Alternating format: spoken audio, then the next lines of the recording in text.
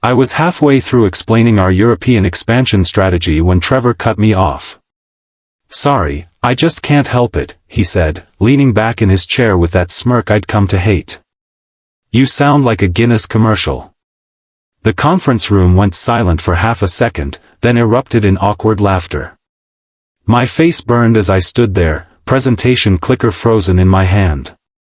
The investors shifted uncomfortably in their seats. One of them, an older woman with sharp eyes, frowned deeply. Trevor waved his hand dismissively. "Come on, Gavin, you know I'm kidding. But seriously, maybe someone with a clearer accent should handle the client-facing stuff going forward." I forced my throat to work, pushed words past the humiliation. "As I was saying," I continued, voice steadier than I felt, "our Dublin office presents significant opportunities for market penetration. But the damage was done." Every word I spoke felt highlighted now, every rolled RA target. I finished the presentation on autopilot, my accent suddenly feeling like a costume I couldn't take off. The moment the meeting ended, I walked straight to the restroom. My hands gripped the porcelain sink until my knuckles went white. In the mirror, I barely recognized myself. 15 years in Seattle, 15 years of building a career at Lang & Gray Consulting, and in 30 seconds, Trevor had reduced me to a punchline. The fluorescent lights hummed overhead as I replayed the moment. The laughter. The investors' uncomfortable faces. Trevor's satisfied grin. My accent had never been something I was ashamed of. Growing up in Dublin, it was just how I spoke. My parents spoke this way. My brothers, my friends, everyone I loved. When I moved to America at 28, I'd been told my voice was charming, distinctive, memorable. But in that conference room, it became a weapon used against me. I splashed cold water on my face and looked up at my reflection again. Something in my expression had changed. Not broken, hardened. "He won't get away with that," I whispered to myself. Before we continue, please subscribe to the channel and write in the comments what time it is where you are now. My name's Gavin Rourke. I'm 43 years old, born and raised in Dublin, Ireland. I moved to Seattle 15 years ago chasing an opportunity with Lang & Gray Consulting, a mid-sized firm specializing in international business development. Back then, they needed someone who understood European markets, someone who could bridge cultural gaps and negotiate with overseas partners. I was perfect for the role. I worked my way up from junior analyst to senior project manager, earning respect for my negotiation skills and ability to read rooms that others couldn't. I brought in major accounts, salvaged failing projects, and became the person executives called when something needed fixing. Then Trevor Lang got promoted to director last year. He was the founder's nephew, 36 years old with an MBA from a decent school and an ego that filled every room he entered. Suddenly, meetings weren't about strategy anymore. They were performances, Trevor's performances. My ideas, once celebrated in boardroom presentations, now became setups for his jokes. My contributions were repackaged as his insights. And my accent, my voice, became his favorite target. The following week, Trevor called a team briefing to discuss quarterly targets. I was presenting our progress on the London account when he interrupted again. "Project," he said, mimicking my pronunciation with exaggerated emphasis. "Project." "Come on, Gavin, say it again." The room laughed, easier this time. It was becoming acceptable, routine. I forced myself to laugh along, playing the good sport because that's what you did to survive. But inside, something was calcifying, turning from soft tissue into bone. After the meeting, my friend in HR, a woman named Claire, pulled me aside in the hallway. "He's trying to make you small," she said quietly, glancing around to make sure no one could hear. "Don't take the bait, Gavin. Document everything." "I've seen this before." I nodded, but I wasn't sure what documenting would accomplish. What was I supposed to do, file a complaint that my boss made fun of how I talked? It felt too petty, too personal. But Claire's warning stayed with me. Trevor wasn't just joking. He was executing a strategy. 3 days later, I found the email. I wasn't supposed to see it. Trevor had accidentally CC'd me on an internal thread with 2 other executives discussing upcoming client presentations. The subject line read, "Rourke European Pitch Concerns." I opened it with a sick feeling in my stomach. Trevor's message was brief and devastating, honestly worried about putting Gavin in front of the Frankfurt investors. His thick Irish brogue is going to be a problem. They're expecting polish, not a pub owner. Maybe we lead with someone more neutral? The responses were worse. One executive wrote, "Haha, fair point. He does sound like he should be serving pints." Another suggested I handle back-end work while someone else took the client-facing role. I read the thread 3 times, my hands shaking with anger. This wasn't workplace banter anymore. This was character assassination disguised as professional concern. I wanted to reply, to defend myself, to forward it to HR with a formal complaint. Instead, I did something smarter. I archived the email carefully, along with screenshots and timestamps. Then I started building a file. The next morning, I walked into the office like nothing had happened. Trevor greeted me with his usual false warmth, asking about my weekend. I smiled and answered politely, keeping my voice light and unbothered. Inside, though, everything had changed.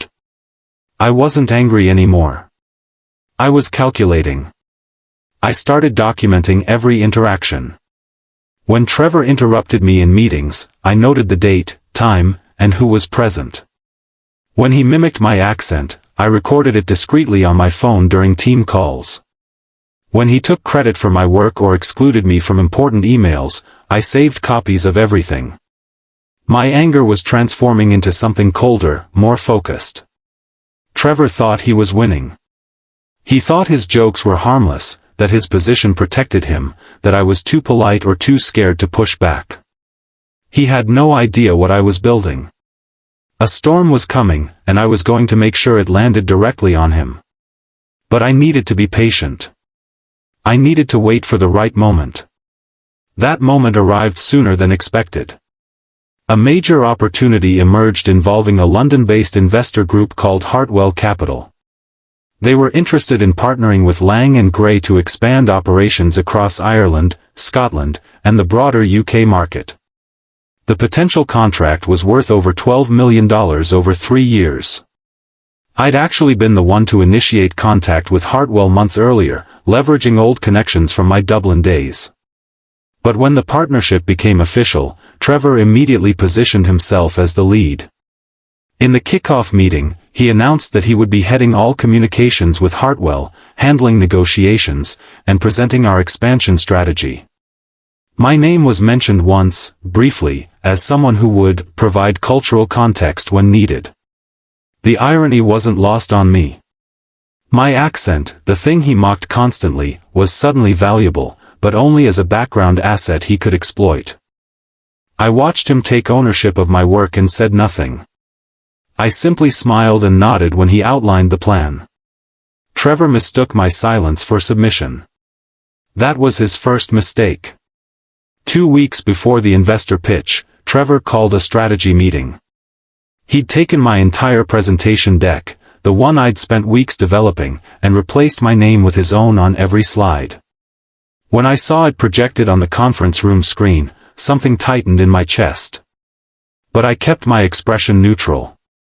"Gavin, I'll need you to handle the back-end cultural prep," Trevor said dismissively. "You know, Irish business etiquette, local customs, that sort of thing. I'll focus on the actual pitch." The other team members shifted uncomfortably. They knew what he was doing. But no one said anything.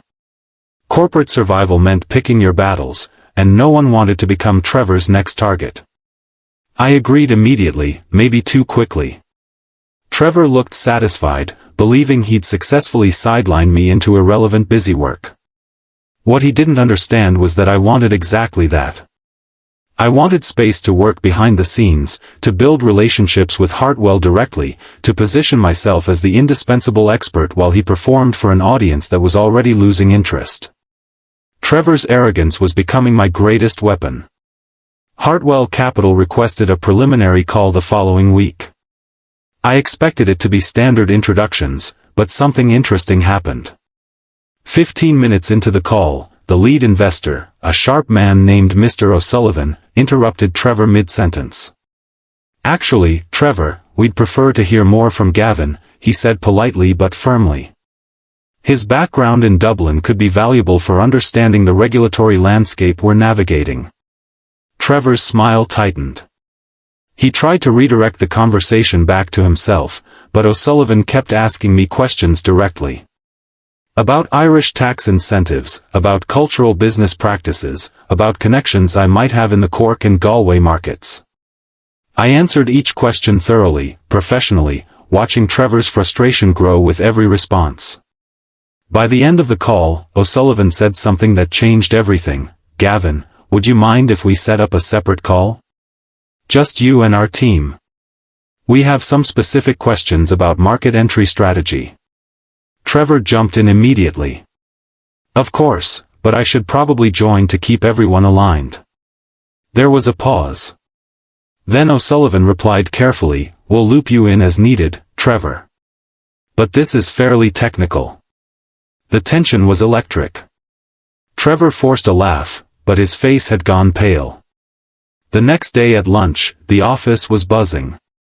Word had spread about the investor call, about how Hartwell specifically requested time with me instead of Trevor. I could feel people watching, whispering. Trevor arrived at the cafeteria trying to Project Confidence, joking loudly with some junior staff. Then he saw me and walked over, his smile not quite reaching his eyes. "Quite the performance yesterday," he said, loud enough for others to hear.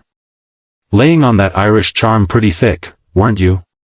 Sounded like you were auditioning for a folk music festival." He waited for the laughter. A few people chuckled nervously, but the energy was different now. The room didn't erupt like it used to. People looked down at their food, uncomfortable. One person coughed. The shift was subtle but unmistakable. Trevor's jokes were losing their power. He stood there for a moment longer, sensing the change but not understanding it. Then he laughed again, harder this time, trying to recapture the moment. It didn't work. He walked away, and I watched him go, knowing something fundamental had broken in his control. That evening, I met with Paul Richardson, my old mentor. Paul had retired from Lang & Gray 3 years ago after building the international division from nothing. He'd been the one who hired me 15 years ago, who'd seen potential in a young Irish analyst when others only saw an accent. We met at our usual coffee shop downtown. I told him everything. The mocking, the emails, Trevor taking credit for my work, the Hartwell situation. Paul listened without interrupting, his expression growing darker. When I finished, he set down his cup carefully. "Gavin, I've seen men like Trevor my whole career," he said. "They rise fast because they're confident and connected. But they fall just as fast when they're exposed." He leaned forward. "Here's what you need to understand. Don't strike fast. Don't confront him directly. Make him fall into his own hole. Give him enough rope, enough confidence, enough space to reveal who he really is. Then let others see it." I absorbed his words carefully. "How do I do that?" Paul smiled grimly. "You're already doing it. Keep building trust with Hartwell. Keep being excellent. Trevor will panic and overreach. That's when he'll make mistakes." Over the next 2 weeks, I nurtured my relationship with Hartwell quietly and strategically. I sent them market reports Trevor never bothered to compile. I clarified cultural nuances in emails Trevor didn't understand. I answered their questions promptly and thoroughly, building trust one interaction at a time. I kept Trevor informed, but only partially. I'd forward him summaries of my conversations with Hartwell, carefully editing out the parts where they praised my insights or expressed frustration with Trevor's vague responses. Trevor, confident in his position, barely paid attention. He was too busy preparing his big presentation, practicing his delivery in the mirror, imagining himself closing the deal. Meanwhile, Hartwell's confidence in me was growing. O'Sullivan started sending me questions directly, bypassing Trevor entirely. When Trevor noticed, he laughed it off as investors being overly detailed and needing someone to handle the boring technical stuff. He genuinely believed he was still in control. That was his second mistake. The biggest mistake was still coming. Then something unexpected happened. Trevor's assistant, a young woman named Amy, accidentally forwarded an old email to Hartwell Capital. It was one of Trevor's internal messages from months ago, the one where he'd called my accent a brand liability and joked about me sounding like I belonged in a pub. The email landed in O'Sullivan's inbox late on a Thursday afternoon. By Friday morning, Trevor was in full panic mode. I watched him pace in his office through the glass walls, phone pressed to his ear, gesturing wildly. He called an emergency meeting, trying to blame Amy for the mistake, insisting it was taken out of context, that it was just harmless workplace humor. But the damage was spreading. HR got involved. The CEO received a formal inquiry from Hartwell asking about workplace culture and respect for diversity. Trevor tried to smooth things over, sending apologetic emails, offering explanations. I stayed completely silent. I didn't defend him, but I didn't attack him either. I just watched the first domino fall, knowing more would follow. Trevor caught me in the hallway that afternoon, his face red. "Did you say something to them?" he demanded. I met his eyes calmly. "I haven't said anything about you to anyone, Trevor." It was technically true. I didn't need to. The following week, Hartwell Capital visited our Seattle office for an in-person meeting. Trevor prepared obsessively. Rehearsing his presentation, adjusting slides, trying to regain control of the narrative. The morning of the meeting, he cornered me in the break room. "Just follow my lead today," he said quietly. "Let me handle the big picture stuff. You jump in if they ask about local regulations or whatever." I nodded. Of course. The meeting started exactly as Trevor planned. He launched into his presentation with forced charisma, talking about market opportunities and growth projections. But 10 minutes in, Mr. O'Sullivan raised his hand. "Trevor, these numbers are impressive," he said carefully. "But I'm curious about the cultural integration strategy. How do you plan to navigate the differences between American business practices and Irish expectations?" Trevor stumbled. He gave a vague answer about adaptation and flexibility, nothing substantive. O'Sullivan frowned slightly, then turned to me. "Gavin, what's your take on this?" I'd been waiting for this moment. I explained the nuances of Irish business culture, the importance of relationship building over aggressive sales tactics, the regulatory considerations Trevor's presentation had glossed over. O'Sullivan and his team leaned forward, asking follow-up questions. Trevor tried to interject twice, but they waved him off politely, focused entirely on me. The meeting ended with polite handshakes, but I could see the calculation in O'Sullivan's eyes. As Hartwell's team filed out, their CFO stopped and asked me quietly if I'd be available for a call later that week to discuss some projections in more detail. I agreed, keeping my voice professional. Trevor stood nearby, jaw tight, forcing a smile. After they left, he pulled me into his office and closed the door. "What the hell was that?" he demanded. "You made me look incompetent." I kept my expression neutral. "I just answered their questions." "You undermined me," he said, his voice rising. "You're supposed to support my vision, not contradict it in front of investors." I didn't argue. I just looked at him steadily until he looked away first. That evening, I stayed late at the office working on a detailed market analysis report Hartwell had requested. Trevor had forgotten about it entirely, too focused on damage control. When I submitted it directly to O'Sullivan at midnight, his response came within an hour. "This is exactly what we needed. Thank you, Gavin. Excellent work." He CC'd the CEO. Trevor would see it first thing Monday morning. By Monday, the atmosphere had shifted completely. Trevor was visibly rattled, snapping at junior staff, micromanaging projects he'd previously ignored. The CEO had apparently asked him some pointed questions about the Hartwell relationship and why key deliverables were being handled by me instead of him. In a desperate move to reassert control, Trevor scheduled a follow-up presentation with Hartwell. This time, he assigned me only a minor speaking role, maybe 5 minutes at the end to cover regulatory details. He'd written it into the agenda explicitly, as if putting it in writing would make it real. I read the agenda and said nothing. What Trevor didn't know was that O'Sullivan had sent me a private email the day before. They wanted to hear more from me, significantly more. They'd specifically asked if I could lead the discussion on market entry strategy and cultural integration. I'd forwarded the request to Trevor professionally, suggesting we adjust the agenda accordingly. Trevor had ignored the email entirely.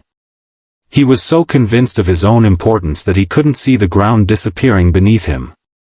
The presentation was scheduled for Thursday. I had 4 days to prepare. I spent those days meticulously. Thursday arrived cold and bright. The Hartwell team joined via video conference, their faces filling the large screen in our main conference room. Trevor started the presentation with practiced confidence, walking through slides about investment returns and projected growth. His delivery was smooth, rehearsed. But 15 minutes in, Mr. O'Sullivan interrupted. "Trevor, this is good foundational material," he said diplomatically. "But we've reviewed these projections already. What we're really interested in today is the operational strategy. How you'll actually execute in the Irish and UK markets." Trevor fumbled, clearly unprepared for the redirect. He tried to pivot, but his answers were vague, filled with business jargon that said nothing concrete. I watched from my seat, hands folded, waiting. Then O'Sullivan said the words that changed everything. "Actually, would it be possible to hear from Gavin on this? We'd like his perspective on the implementation timeline and local market dynamics." The room went silent. Every eye turned to me. Trevor's face had gone pale, then red. "Well, Gavin's not fully prepared to," he started. "I'm prepared," I said calmly, standing up. Trevor's mouth opened, then closed. He stepped aside, and I moved to the front of the room. My hands trembled slightly as I pulled up my presentation. Not from fear, from adrenaline. This was the moment everything had been building toward. I began speaking, my Irish accent clear and unhidden. I walked them through a detailed market entry strategy I'd developed over the past month. I explained the cultural nuances of doing business in Dublin versus Cork versus the smaller regional markets. I outlined regulatory hurdles and how to navigate them. I provided specific timelines, resource allocations, risk mitigation strategies. Everything Trevor's presentation had lacked. The Hartwell team was riveted. They asked questions, and I answered each one thoroughly. I referenced case studies, cited specific regulations, named contacts in Irish business development agencies who could facilitate entry. I was speaking their language, literally and figuratively. When I finished 30 minutes later, there was a moment of silence. Then Mr. O'Sullivan began to clap. His team joined in. Through the video screen, I could see genuine appreciation on their faces. "That was exceptional, Gavin," O'Sullivan said warmly. "You remind me of my first business partner in Dublin. That kind of authentic understanding, that can't be faked." I glanced at Trevor. He was standing against the wall, arms crossed, face unreadable. But I could see it in his eyes. For the first time, he understood he'd lost control completely. The call ended with Hartwell requesting all future communications go through me directly, with Trevor copied for visibility.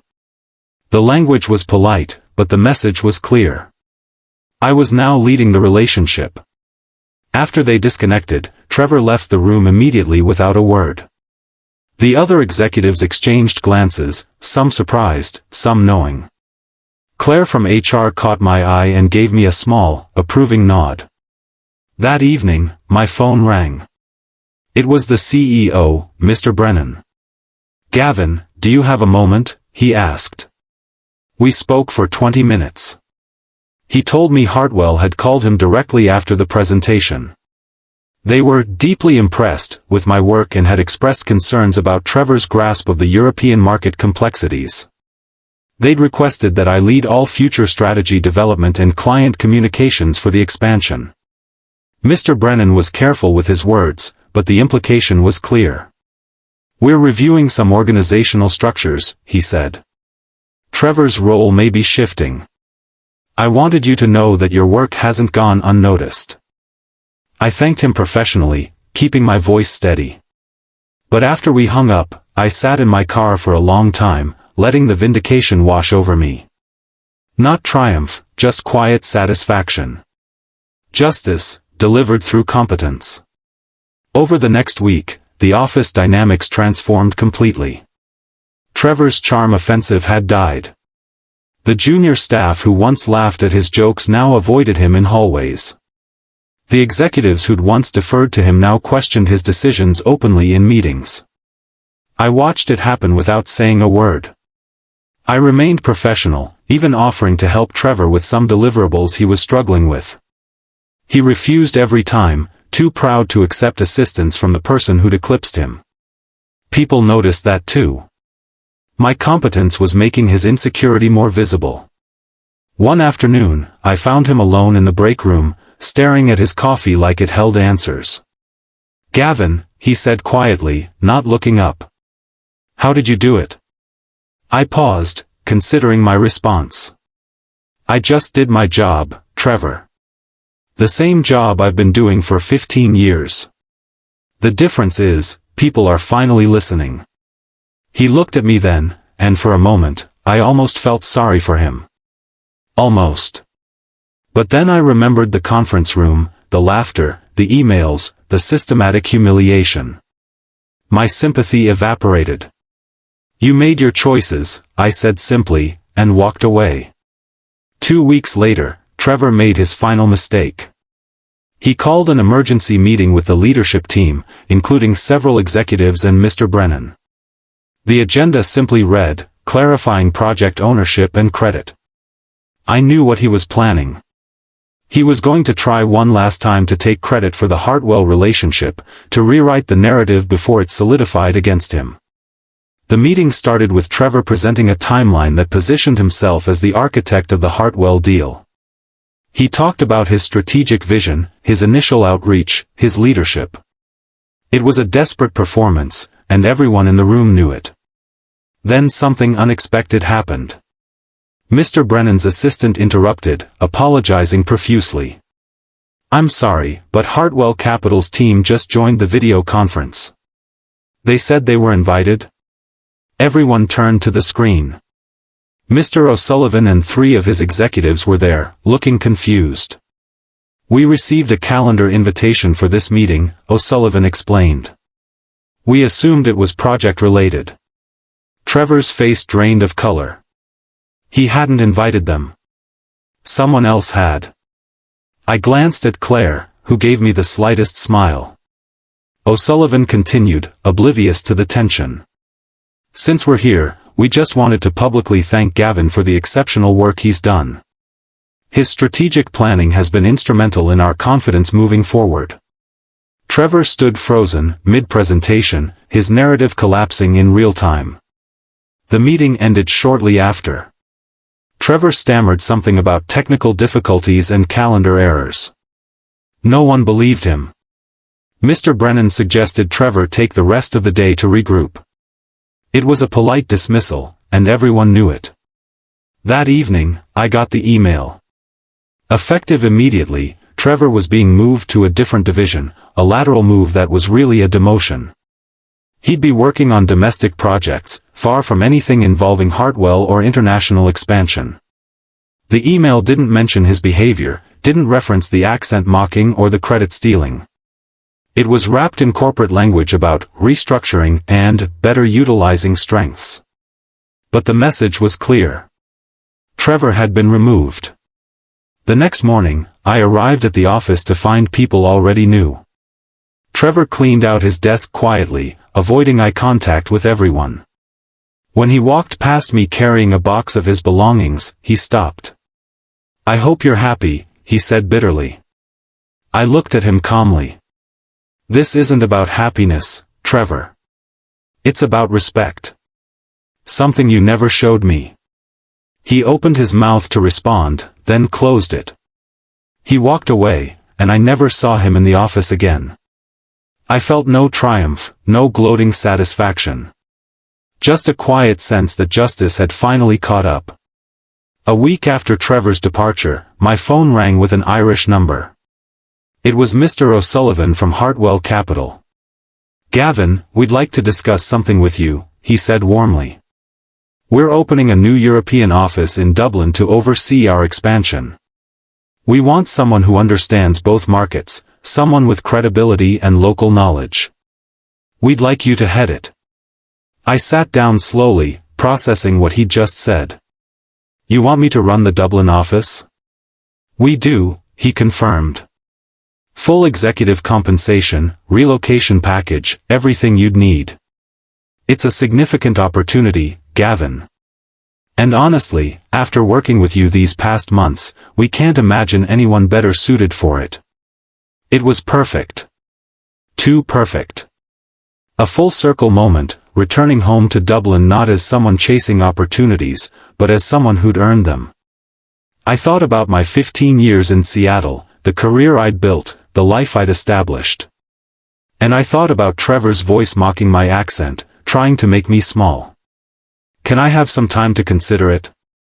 I asked. "Of course," O'Sullivan said. "Take a week. We'll talk soon."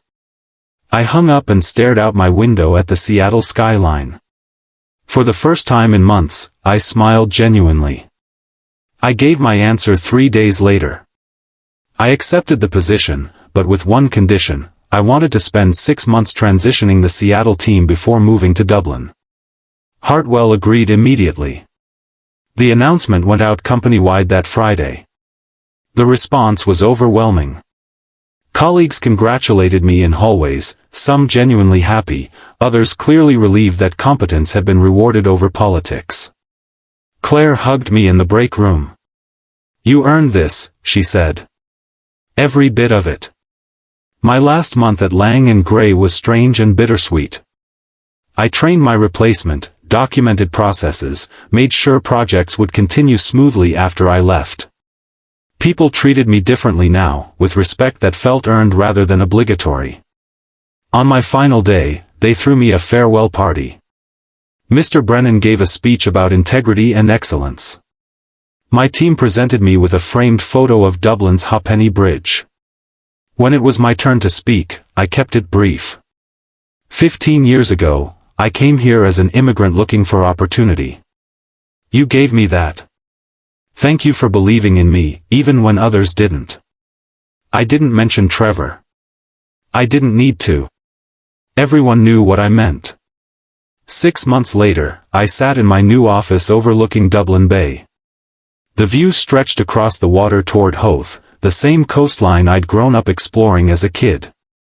My consultancy was thriving, built on the relationships and reputation I'd developed. Hartwell had become my anchor client, but others had followed. Companies that wanted authentic European market expertise, delivered by someone who understood both worlds. I'd hired a small team, all Irish, all hungry and talented. We were building something real, something mine. My accent wasn't a liability here. It was an asset, a bridge between cultures, a mark of authenticity that clients valued. Sometimes I thought about Trevor. About that conference room moment that had changed everything. The humiliation that had felt so crushing at the time had actually been a gift. It had forced me to see my own worth clearly, to stop accepting treatment I didn't deserve.